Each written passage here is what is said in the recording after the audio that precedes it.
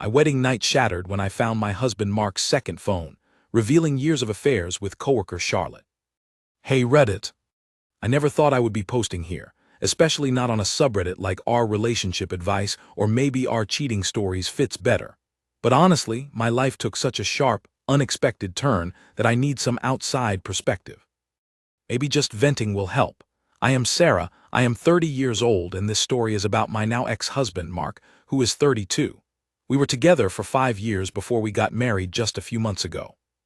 We met through mutual friends back when I had just finished grad school and he was establishing himself in his career in finance. Our relationship, looking back, felt like something out of a movie script, or at least that is how I perceived it. Mark was charming, ambitious, attentive, everything I thought I wanted in a partner. He pursued me quite persistently initially, and I admit, I was swept off my feet. Our dates were thoughtful, he listened. He remembered small details. He got along famously with my friends and family.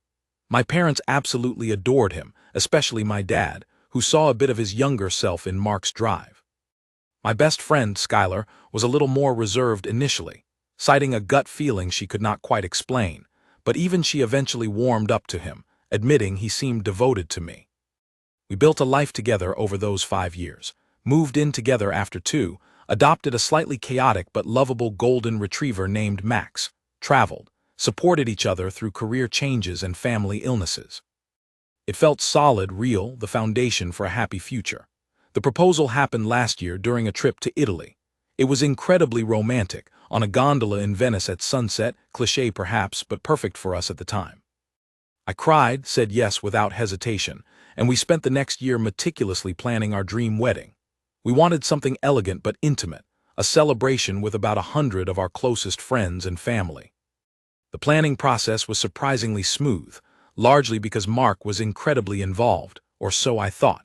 He had opinions on everything from the floral arrangements to the band, always framing it as wanting our day to be absolutely perfect for me.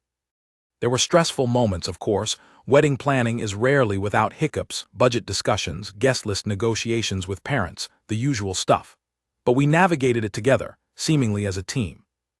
I remember feeling so grateful for his partnership during that time. I felt like the luckiest woman alive, truly. The wedding day itself was beautiful. It took place this past spring at a stunning historic estate just outside the city.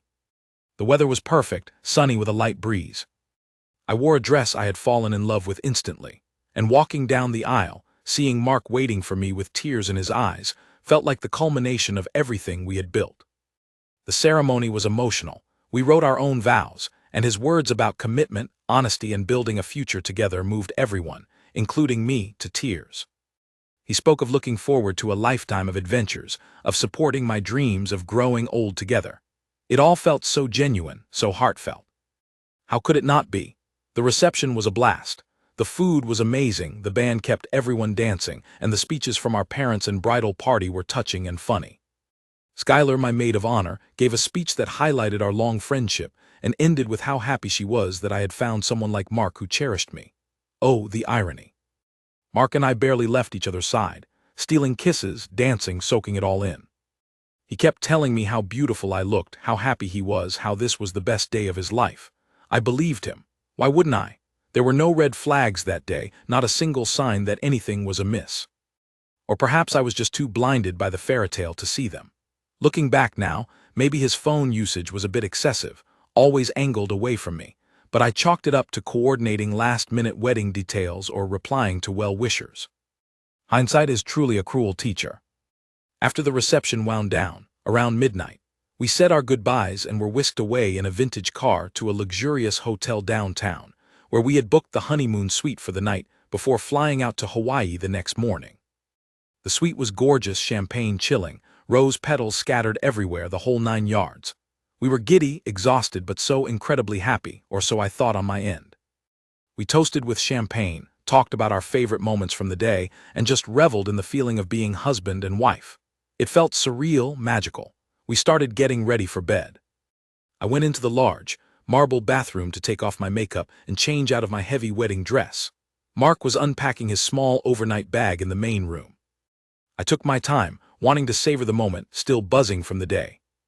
When I came out of the bathroom about 20 minutes later wearing a silk robe, I found Mark already asleep, or pretending to be asleep in the massive king-sized bed. He was lying on his side, facing away from me. I smiled, thinking he must be utterly exhausted. The day had been long and overwhelming for both of us. I noticed his overnight bag was still partially open on the luggage rack near the closet. I went over to grab my phone charger from my own purse, which was beside his bag. As I reached for my purse, I accidentally knocked his bag slightly, and something small and dark slipped out from under a folded shirt and fell onto the carpet with a soft thud. I bent down to pick it up. It was a phone. Not his usual phone, the sleek new model he always carried, but an older, cheaper-looking smartphone I did not recognize. My first thought was confusion. Why did he have a second phone? Maybe it was an old one he forgot to get rid of. But it looked relatively functional, not like something destined for the electronic waste bin. Curiosity piqued, I pressed the power button. It lit up. No passcode. That struck me as odd too. Mark was usually security conscious. Everything had a password. Why would this phone be unlocked? My heart started beating faster. A weird feeling, a knot of dread, began to form in my stomach. I hesitated for a moment, telling myself I was being silly, that there was probably a simple explanation. Maybe it was a work phone I somehow never knew about, although his company provided work phones and they looked different. This felt clandestine. I tapped the screen, opening it to the home page. There were only a few basic apps installed, plus the standard messaging and call logs. Nothing immediately incriminating, but that unlocked status kept nagging at me. Against my better judgment, spurred by that growing unease, I opened the messaging app. My breath caught in my throat. The most recent conversations were from that very day. Texts exchanged while we were getting ready, during the reception, even seemingly after we had arrived at the hotel while I was in the bathroom. The sender, listed only as C, had sent messages like, "Can't wait for this to be over so I can have you back, and are you thinking of me?" Mark's replies were equally sickening. "Soon. Almost there. You know you are always on my mind." And the one that shattered my world completely, sent just about an hour before I found the phone. "Tonight is for her, but tomorrow and always are for you. I love you." I felt the blood drain from my face. My hands started shaking uncontrollably. I scrolled up, frantically reading through weeks, months, years of messages between Mark and this C. It became horrifyingly clear. C was Charlotte, a coworker of his I had met a few times at company events. She was married too. The messages detailed their ongoing affair. Secret meetings, explicit descriptions of their encounters, complaints about me, complaints about her husband, plans for a future together once they could figure out how to leave their respective partners. They had been together almost the entire time Mark and I had been dating. 5 years. Our entire relationship had been built on this foundation of lies. The messages detailed trips they took together under the guise of work conferences, gifts he bought her using money from our joint account.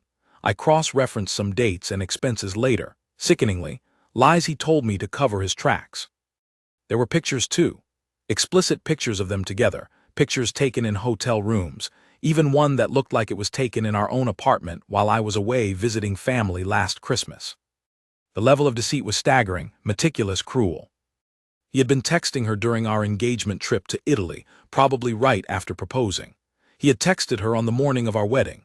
He had texted her while I was saying my vows, probably.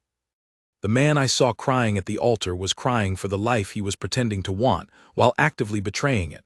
I felt like I was going to be sick. The room started spinning. The champagne, the rose petals, the luxurious suite suddenly felt like a grotesque parody. This wasn't a celebration of love. It was the scene of the crime, the final act in his elaborate deception. I looked over at Mark, pretending to be asleep in our wedding bed. Disgust and a rage I had never felt before washed over me.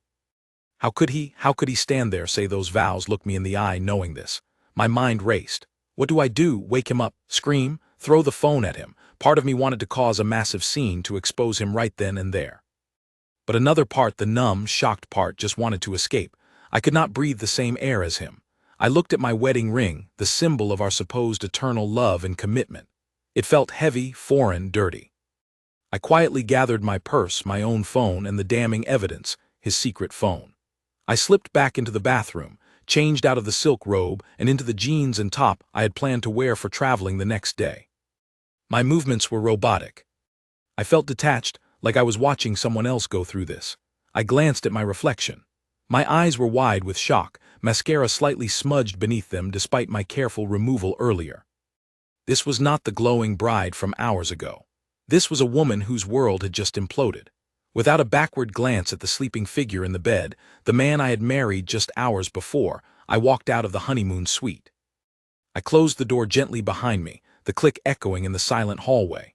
I took the elevator down to the lobby, my legs trembling. The late-night concierge looked up in surprise as I approached the desk, probably wondering why a bride was leaving her suite alone in street clothes in the middle of the night. I ignored his questioning gaze. I just needed to get out.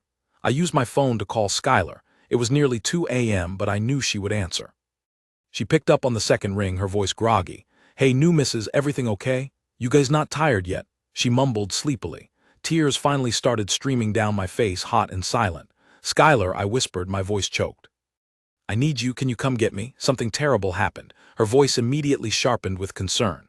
"Sarah, what is wrong? Where are you?" "Of course I am coming. Tell me where you are." I gave her the hotel name, my voice breaking. I waited in the lobby, huddled in a chair in the corner, trying to compose myself, clutching Mark's secret phone like it was Exhibit A in a trial. Skylar arrived within 20 minutes, looking frantic. She rushed over, her eyes scanning me with worry. She saw the tears, the state I was in, and immediately pulled me into a hug. "What happened? Did Mark hurt you?" she asked urgently. I shook my head, pulling back slightly. "Not physically," I managed to say. "Worse." I held up the second phone. "He has been cheating on me, Sky, the whole time. 5 years, with Charlotte from his office, I found this." Skylar's expression shifted from worry to disbelief, then to absolute fury. "Charlotte? That slimy piece of work. 5 years. Are you serious?" She took the phone, her knuckles white as she gripped it. I briefly explained how I found it, what I saw. She scrolled through some of the messages, her face growing darker with each word she read. "That absolute bastard," she seethed. "That lying, cheating piece of garbage." I knew there was something off about him.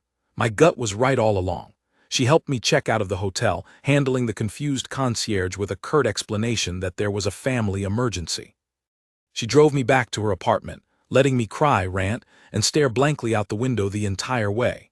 She listened patiently, offering words of comfort and outrage in equal measure. She tucked me into her guest room, made me tea I couldn't drink, and sat with me until the sun started to rise, promising we would figure everything out.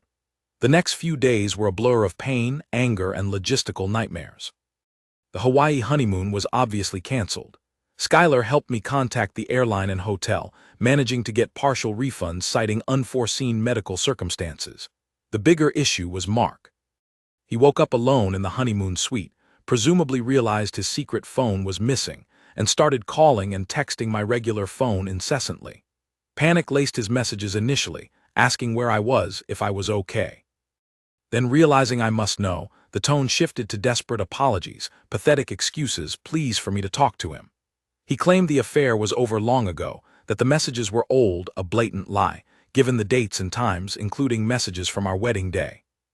He said Charlotte meant nothing, that he made a mistake, that he loved only me. He said the stress of the wedding got to him. He tried every excuse in the book. I did not respond to any of it. Skylar screened his calls. The thought of speaking to him, hearing his voice, made me physically ill. Telling our parents was excruciating. My parents were devastated and furious on my behalf. My dad, who had admired Mark, felt betrayed and foolish. He immediately offered his support, financially and emotionally, telling me to take whatever legal action necessary and that they would stand by me. Mark's parents were harder. When I finally had Skylar call them, I could not bring myself to do it. They were initially defensive of their son, suggesting it must be a misunderstanding, that perhaps I was overreacting due to post-wedding stress. That response infuriated me. Overreacting to 5 years of infidelity discovered on my wedding night.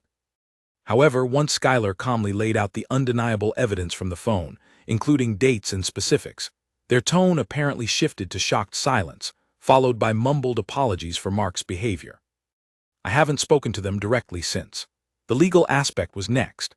Because the marriage was so short and based on fraud, his vows of fidelity were clearly meaningless lies. My lawyer advised seeking an annulment rather than a divorce. It felt cleaner, like erasing this sham marriage from my record. The process was relatively straightforward given the circumstances, and Mark's blatant infidelity discovered literally hours after the ceremony. He didn't contest it.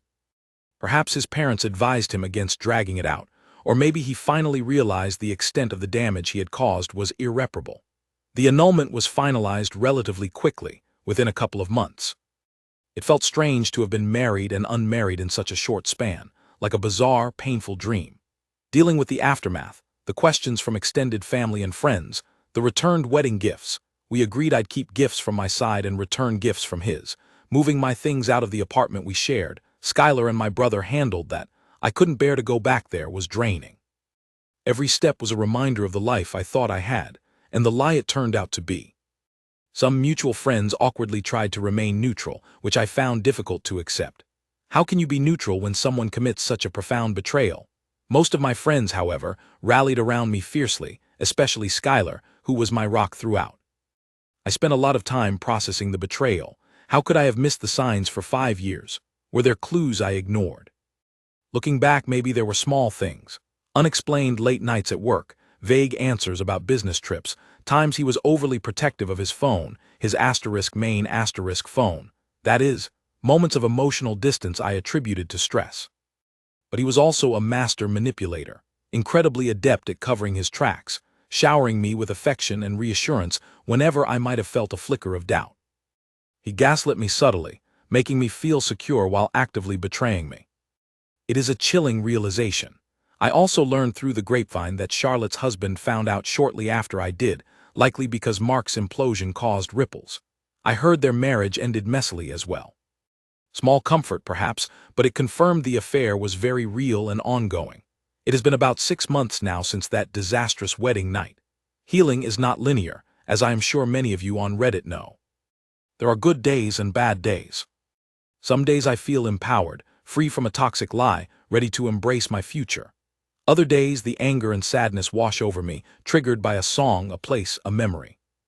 I have been going to therapy, which has been incredibly helpful in untangling the complex emotions. The grief for the future I lost, the anger at Mark, the self-doubt about my own judgment, and the fear of trusting someone again.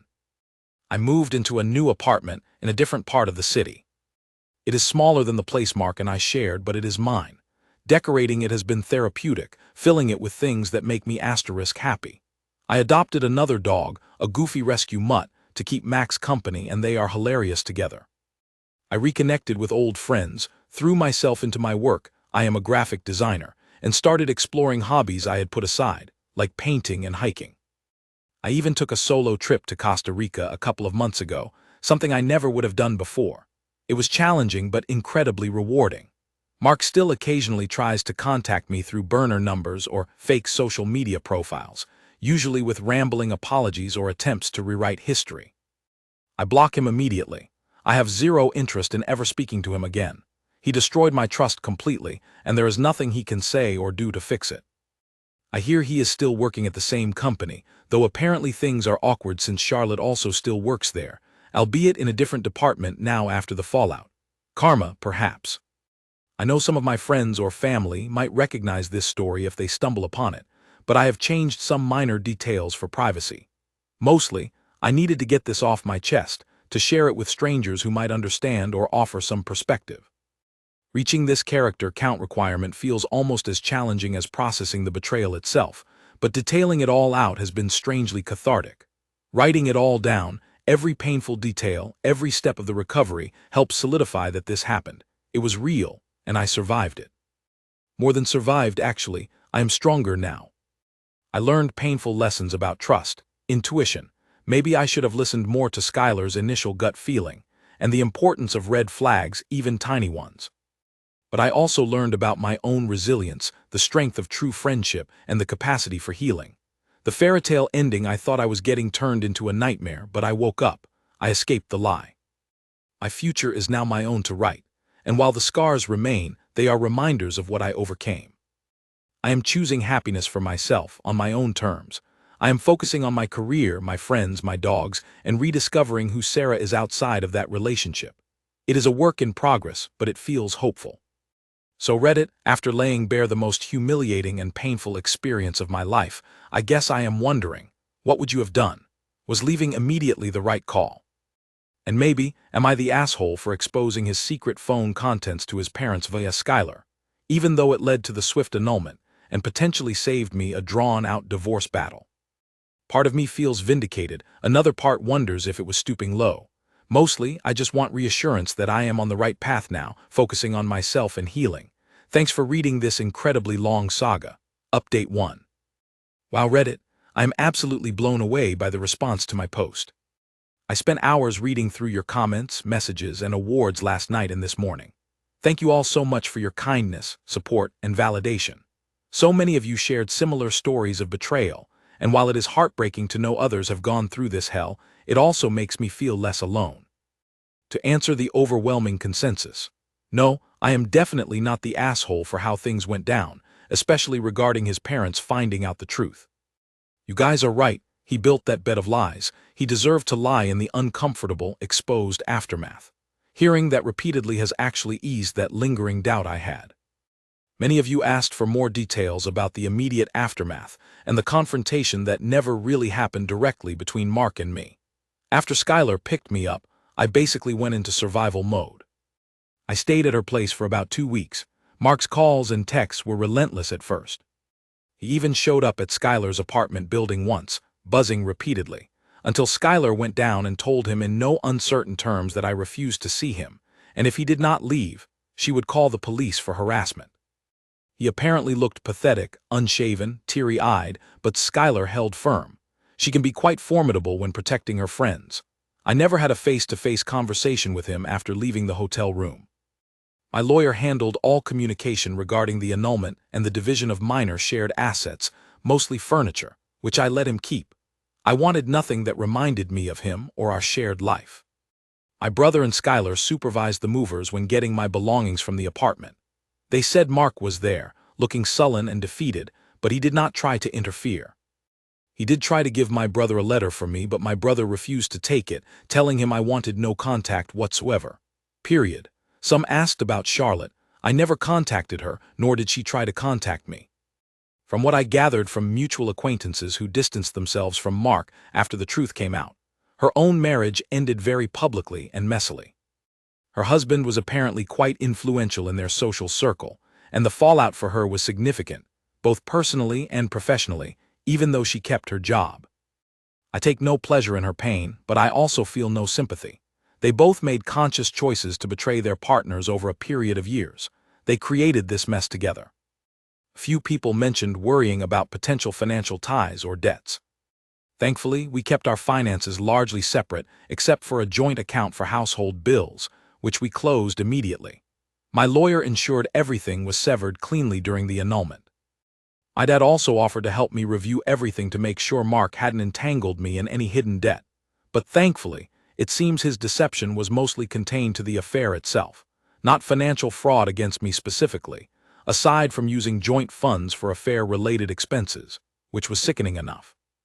The support from my family and true friends has been the biggest factor in my healing.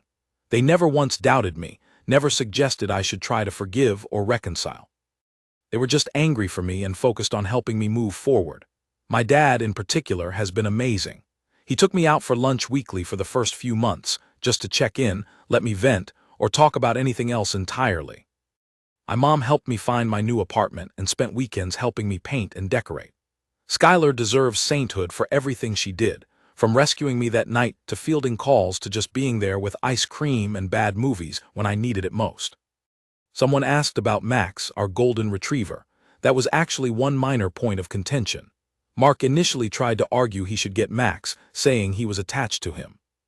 Given that Mark was rarely home due to his late nights at work, aka secret dates with Charlotte, and I was Max's primary caregiver, walker, and vet visitor, that was laughable.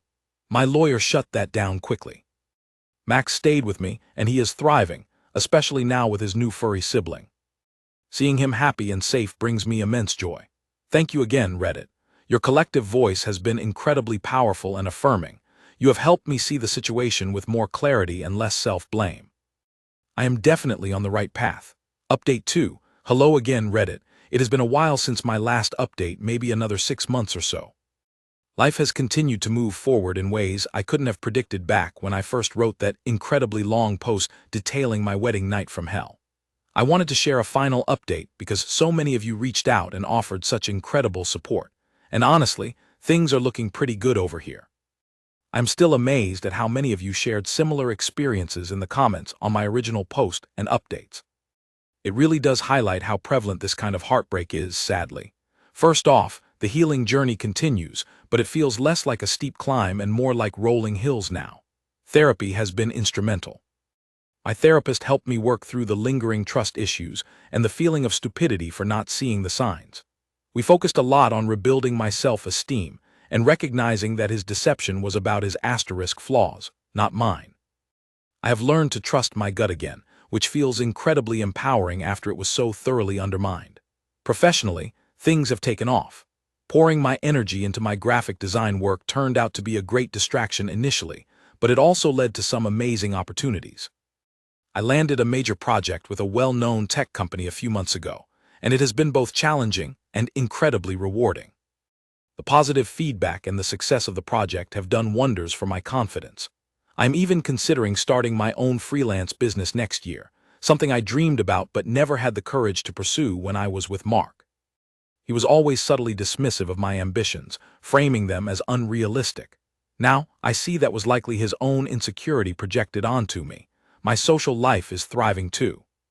I have strengthened bonds with my existing friends, especially the amazing Skylar, and made new connections through my hobbies and work. I have been hiking almost every weekend, exploring trails I never knew existed. That solo trip to Costa Rica I mentioned in the original post lit a fire in me, and I recently booked another adventure, this time to Southeast Asia for 3 weeks later this year. Traveling alone is becoming my thing, it seems. It is liberating to make plans based solely on what I want to do. What about Mark and Charlotte? Well, I maintain zero contact, obviously. I have him blocked everywhere imaginable. However, news travels in certain circles. I heard from a former mutual acquaintance, who firmly took my side, that Mark actually got demoted at work several months ago. Apparently, the whole situation, combined with Charlotte still being there, created a toxic environment, and his performance suffered significantly. The source also mentioned he seems miserable, has gained weight, and looks generally unwell. While I don't wish active harm on anyone, I can't say I feel sorry for him. Actions have consequences. Charlotte, I hear, is still at the company but keeps a very low profile. Their affair, it seems, did not lead to the happy future they envisioned in those secret texts. Shocking, I know. His parents apparently have very limited contact with him now, deeply ashamed of his actions. Am I dating again? That is a question a few people asked in messages. The answer is yes, tentatively. I wasn't looking, but I met someone organically through a hiking group a couple of months back. His name is Eric. He is kind, funny, stable, loves dogs, a must. And most importantly, he is transparent and communicative. We are taking things incredibly slowly, and I have been very upfront about my past experience and my need for honesty. He has been nothing but understanding and patient. It feels healthy and respectful, a complete contrast to my previous relationship. It is early days and I am cautious, but it feels nice to imagine the possibility of a healthy partnership again, built on mutual respect this time. Max and his rescue brother, Cooper, are living their best lives, constantly demanding belly rubs and shedding everywhere in my lovely apartment. They bring so much joy and laughter into my life every single day. They were truly companions during the darkest times. So that is pretty much it.